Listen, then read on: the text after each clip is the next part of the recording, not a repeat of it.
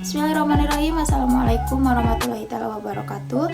Perkenalkan, nama saya Yang Esa Elia dari kelas F2 Manajemen dengan NPM 101205208. Di sini saya akan menjelaskan kembali mengenai materi yang dijelaskan di pertemuan ketiga di mata kuliah PAI, yaitu tentang Ma'rifatullah atau mengenal Allah.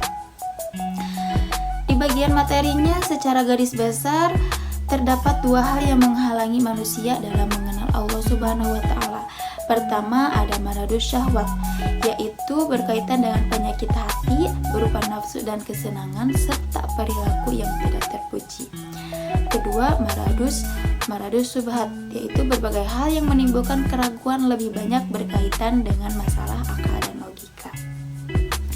Di uraian materinya terdapat ada maradus syahwat. Maradus syahwat ada berbagai macam, artinya yaitu ada al-fiskun atau kefasikan.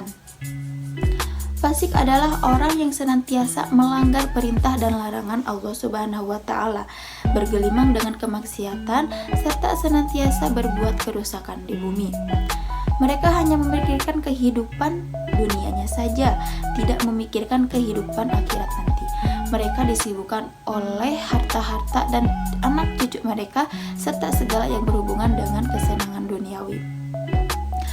Mereka lupa kepada Allah Subhanahu wa Ta'ala, maka Allah pun membiarkan mereka bergelimang dalam kesesatan, lupa hakikat dirinya, dan pada akhirnya semakin jauh dari mengenal Allah Subhanahu wa Ta'ala.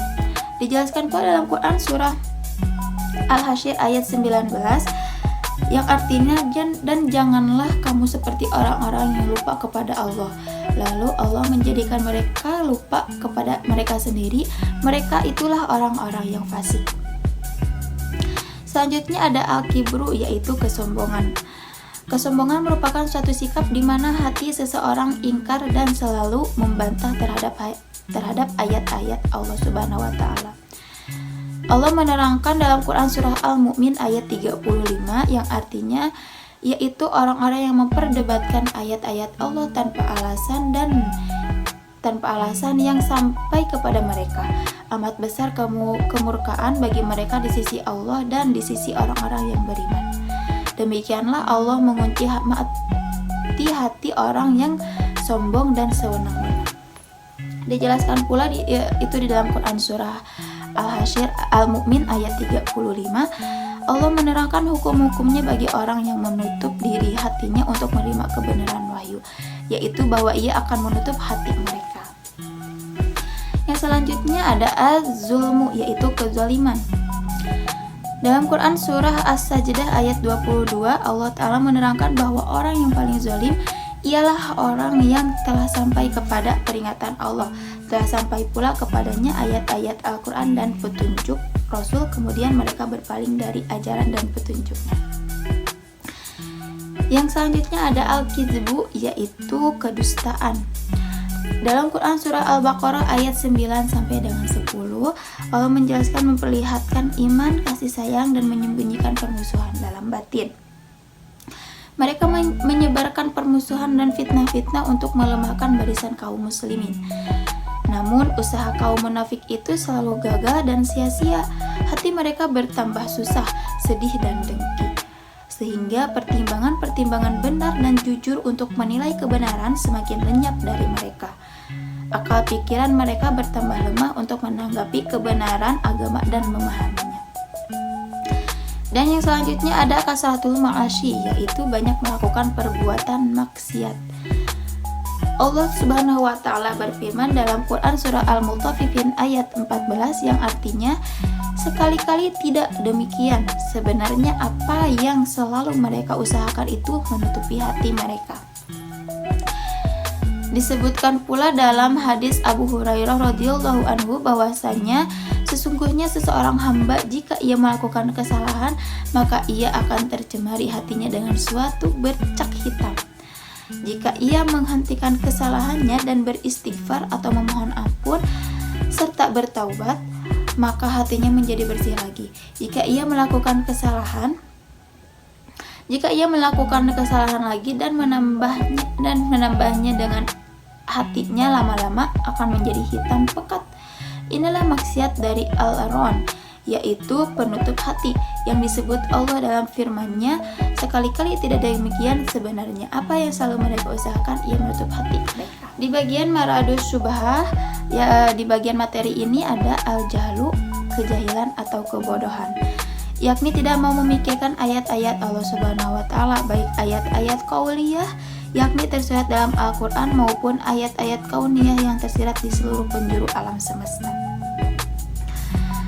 Dijelaskan di dalam Quran surah Al-An'am ayat 39, dan orang-orang yang mendustakan ayat-ayat kami adalah peka, bisu, dan berada dalam gelap gulita. Padahal Allah Ta'ala telah memberikan kesempatan yang cukup kepada mereka untuk memikirkan ayat-ayatnya. Yang kedua ada al-irtiyab, yaitu keraguan-raguan. Hal ini disebabkan karena sedikitnya ilmu dan ma'rifah atau pemahaman. Bisa dikatakan pula keraguan-raguan ini lahir dari kebodohan. Begitulah orang-orang munafik selalu berada dalam kondisi terombang-ambing antara iman dan kafir. Dijelaskan pula dalam Quran surah An-Nisa ayat 143, mereka disesatkan oleh Allah Subhanahu wa taala karena keingkarannya dan tidak mau memahami petunjuk-petunjuk Allah taala. Maka orang-orang kafir dan munafik itu terhalang dari mengenal Allah Ta'ala. Mereka dalam kondisi ragu-ragu sepanjang hidupnya hingga datang kematiannya yang tiba-tiba. Yang ketiga ada al-inhiraf, yaitu penyimpangan. Manakala manusia tidak mau berpegang teguh kepada petunjuk Allah Ta'ala, tidak mau berkomitmen melaksanakan tuntunannya, bahkan mereka malah mengikuti hawa nafsu dan akal pikirannya, maka pada saat itulah hatinya akan keras membatu. Terhijablah petunjuk Allah Ta'ala darinya. Ia pun melangkah semakin jauh dari jalan yang lurus sehingga tak mampu mengenal Allah Subhanahu wa taala dengan benar. Hal seperti ini pernah dilakukan oleh orang-orang Yahudi pada masa lalu. Allah Subhanahu wa taala berfirman dalam Quran surah Al-Maidah ayat 13. Di sana dijelaskan bagaimana orang-orang Yahudi pada zaman masa lalu itu. Dan yang keempat ada al-ghaflah, yaitu kelalaian. Dalam poin pertama telah disebutkan bahwa jika manusia tidak menggunakan potensi dirinya untuk memahami ayat-ayat Allah Subhanahu wa taala, maka mereka akan terhalang dalam mengenalnya. Hal ini karena kebodohan mereka itu membuat mereka lalai atau lengah. Nah, barusan saya menjelaskan tentang materi bagian di Ma'rifatullah atau pengenal Allah. Sekian dari penjelasan saya, semoga bermanfaat untuk teman-teman yang menonton, dan jangan lupa support saya untuk tetap like, comment, and subscribe channel YouTube saya. Semoga bermanfaat untuk teman-teman. Sekian dari saya, terima kasih. Wassalamualaikum warahmatullahi wabarakatuh.